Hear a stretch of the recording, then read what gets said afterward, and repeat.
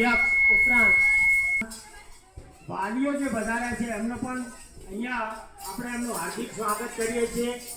અને જેટલા બને એટલા વાલીઓ આગળ સ્ટેજ પર આવી જાય તો વાલીઓને પણ એની જે મહત્તા છે આપણા બાળકો કઈ રીતે ભણે છે શું કરે છે એની નજીકથી અમને માહિતી મળી શકે.